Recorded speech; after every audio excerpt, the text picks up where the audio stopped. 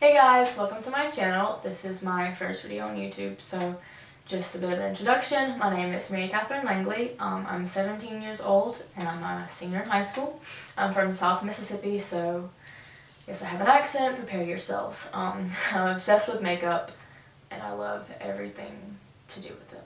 So without further ado, let's get the video started. So this video is kind of going to be a Sephora haul / review because I got the products in about a week and a half ago. I was waiting to get all my lighting equipment to record my first video, and I'm just that kind of person that can't just let a box sit there and not try out everything in it. So a lot of this stuff I've already tried out. Some of it I have, some of it I haven't, so I'm going to give a review on some of the products, and some of them I'm going to have to try out later. So my first product, I guess I'll kind of go in order of how I would put it on my face. So the first product is the CoverFX Mattifying Primer. I don't know if it's going to focus. Sorry, I'm looking at my viewfinder. This isn't the full-size bottle, this is just the little one because I'm not going to commit to a primer before I know that it works, because I've already been through like 6 or 7 primers trying to find one that works for me. About myself, I have very, very oily skin. I have oily skin, oily hair, oily everything.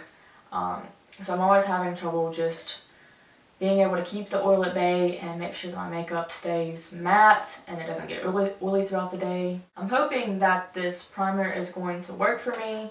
I'll have to let you guys know. Next up, I have the CoverFX matte setting powder in the shade Light. I've heard really good things about this product. I know that there's like a perfect setting powder, but of course I bought the matte one because I have very oily skin, so I love to be matte. I actually have used this and I really like it. It's really good at just like blurring out your under eyes, making sure that the makeup doesn't get in the creases. Well, not get the makeup in the creases, but it makes sure that you don't crease. And it's just really good at making sure that it doesn't like break up and get oily. I like to put it under my eyes, in my smile lines, and the lines above my forehead. Just anywhere where my makeup might break up because I'm smiling or it's getting oily. I've used it 3 or 4 times, and the couple of times, I mean of course I can't give a full review on it because I haven't used it a ton, but the couple of times that I have used it, I really liked it. So next up, I have the Katvond Shade+Light Cream Contour Palette. Crap. That was a bit dramatic. So it only comes in one kit, like there is no light, medium, dark kit, it's just one. So I don't really think that that was the best decision, because obviously I don't think that 3 contour shades and 3 highlight shades are going to work for every single skin tone out there. Me personally, I have extremely fair skin, and the first and second shade, which are called, oh crap, I never know how to do these. Crap. Because I don't know if it's reading from this way or this way. I'm just going to say Chestnut and Woodland. The first 2 shades are the ones that I use personally, and they work really well for me. I will say that it is a bit hard to blend out. I use a beauty blender. It's not impossible, but you do have to put a good amount of effort into blending it out. But other than that, I really like it.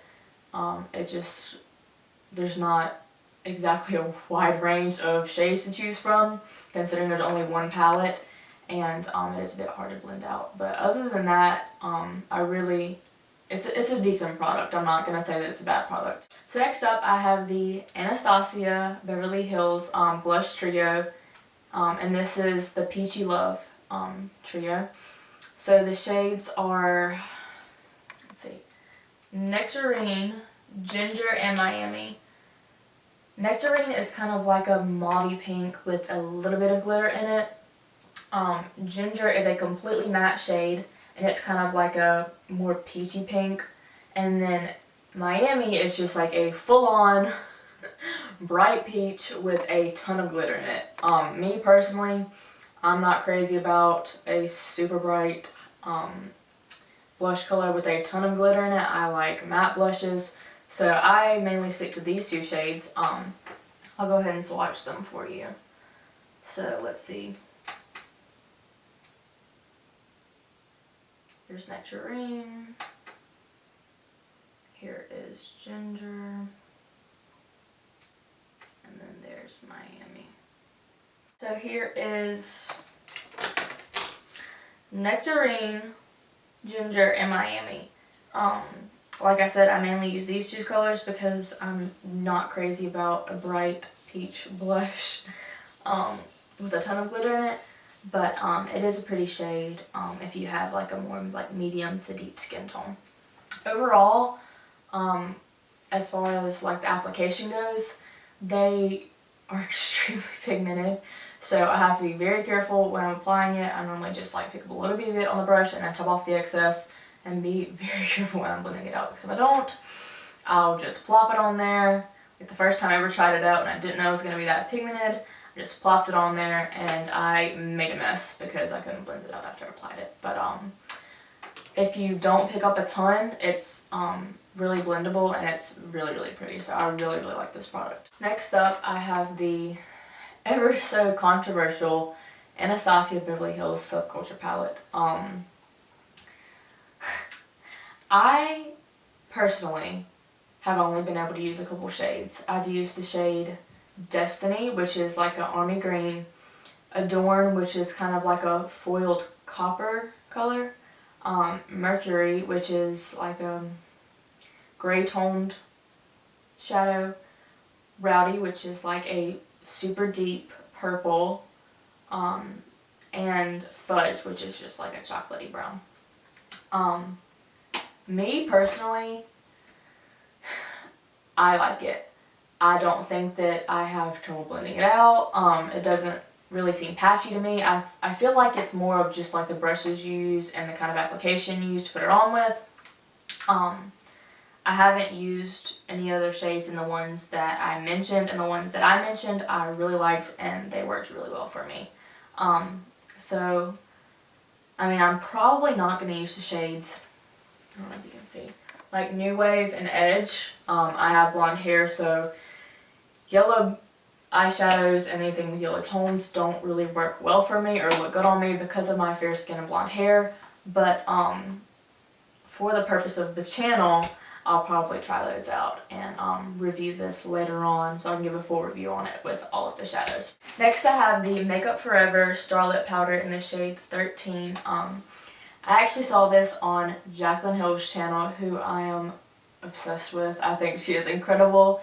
She's kind of like my role model when it comes to YouTube. I just love her. I love who she is. I love her personality. I just love her. So I actually saw this on her channel where she recommended it. So I'll just swatch it real quick. I haven't used it yet, so I just got it everywhere. So I'll go ahead and swatch it right here. Holy crap. That is so pigmented. I don't know if you can tell. I can see it glistening in the viewfinder. Holy crap. Is all I have to say. That is insane. I can't wait to use it. I'm so excited now. God, I got it everywhere. Oh well. So anyway, that is incredibly pigmented and I cannot wait to use it. Okay, next we have the Anastasia Beverly Hills matte lipsticks. They just came out with these recently. I actually picked up 3 colors. I got the shades Smoke, Buff, and Dread, so I'll swatch these for you. Okay. First we have Buff, which I actually have on my lips right now. When I ordered it online, it looked more of like a nude color than I got it in, and of course it's so much darker than me on how it would be on anybody else. I don't know if you can see that, but that is Buff. Here is the shade Dread. This is more of a taupey brown color.